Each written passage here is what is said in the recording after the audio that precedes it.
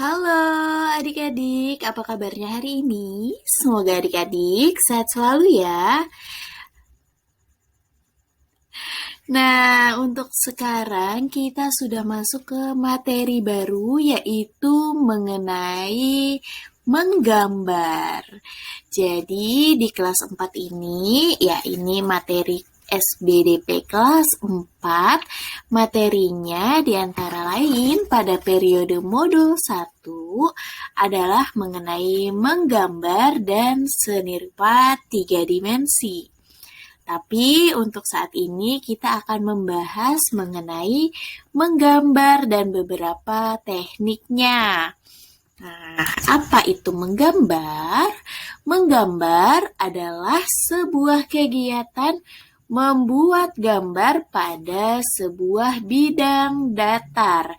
Ya, contohnya ada kertas, ada kanvas, seperti itu.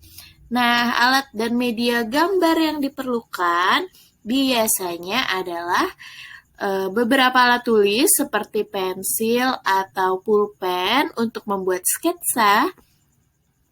Lalu juga ada alat untuk mewarnai, biasanya kita gunakan krayon, pensil warna, spidol, dan lain-lain.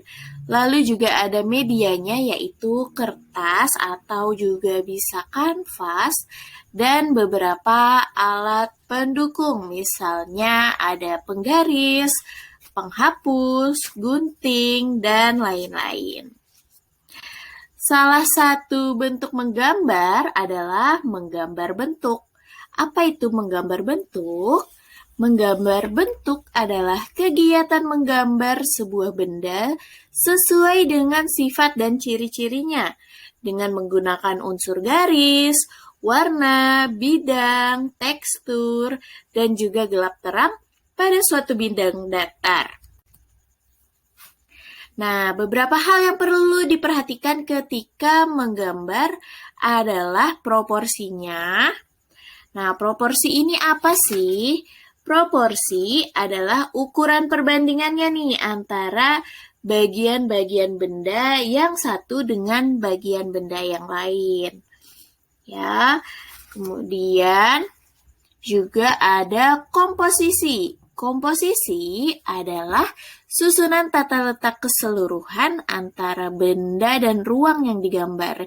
Jadi ketika menggambar harus diperhatikan nih komposisinya supaya gambarnya terlihat seimbang. Lalu juga hal yang perlu diperhatikan adalah gelap dan terang. Jadi benda yang terlihat oleh mata bila terkena cahaya akan tampak lebih terang dibanding dengan gambar yang cahayanya itu lebih gelap seperti itu.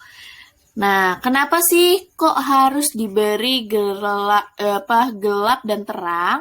Nah, itu supaya gambarnya terlihat lebih hidup. Nah, pemberian gelap dan terang ini bisa menggunakan pensil dengan diarsir ya. Jadi bisa dibuat dengan ada bayangannya pada gambar. Kemudian hal terakhir yang perlu diperhatikan ketika menggambar adalah objek gambarnya.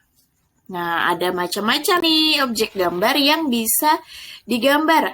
Misalnya ada benda alam. Benda alam ini apa contohnya? Ada gambar gunung, kita bisa gambar pantai, atau kita bisa gambar sungai, dan lain-lain. Kemudian juga kita bisa menggambar manusia, ya. Ada kepalanya, ada badannya, ada tangannya, ada kakinya, seperti itu. Lalu juga objek yang bisa kita gambar adalah binatang, misalnya binatang peliharaan, binatang ternak, atau binatang-binatang yang ada di sebuah suasana pemandangan. Lalu objek lain yang bisa kita gambar adalah tumbuhan, ya, macam-macam tumbuhan banyak ya di sekitar kita dan itu bisa kita gambar. Lalu juga ada bangunan-bangunan seperti gedung-gedung tinggi, rumah, atau pertokoan, seperti itu. Nah, kemudian ada pembahasan mengenai menggambar sesuai tema. Tema adalah ide atau gambaran umum tentang sebuah karya. Contohnya bagaimana? Misalnya kita diberi tugas, silahkan menggambar dengan tema pemandangan laut. Nah, maka objek-objek apa aja sih yang berkaitan dengan pemandangan di laut? Biasanya itu misalnya sunset, cahaya matahari. Terus juga di laut biasanya ada, atau di pantai biasanya ada pohon kelapa, lalu juga ada pasir dan mainannya, ada ombak, terus juga ada mungkin payung, seperti itu. Nah, objek-objek ini bisa kita gambar untuk membentuk sebuah kesatuan gambar yang sesuai dengan tema yang diberikan. Lalu, yang terakhir ada dua teknik mewarnai. Sebenarnya ada banyak, tapi di sini ada dua, yaitu teknik hatching sama cross hatching. Nah, teknik hatching ini apa? Teknik hatching ini adalah teknik mewarnai atau memulas warna pada gambar dengan membuat arsiran menggunakan pensil warna. Nah, coba kita lihat nih di teknik hatching ini, arsirannya itu searah ya. Jadi, dia searah kalau mengarsirnya lurus ke bawah, terus lurus ke bawah, seperti itu.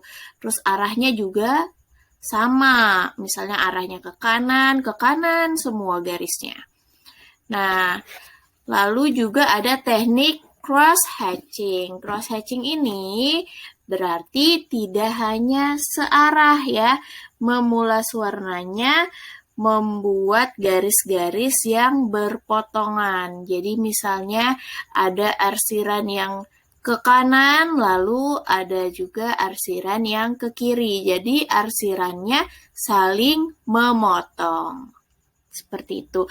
Nah, adik-adik bisa terapkan nih atau bisa dipraktekkan ketika nanti membuat sebuah gambar. Coba adik-adik warnai menggunakan kedua teknik ini. Nah, demikian materi untuk hari ini. Terima kasih adik-adik sudah menyimak dan sampai ketemu di materi selanjutnya. Terima kasih.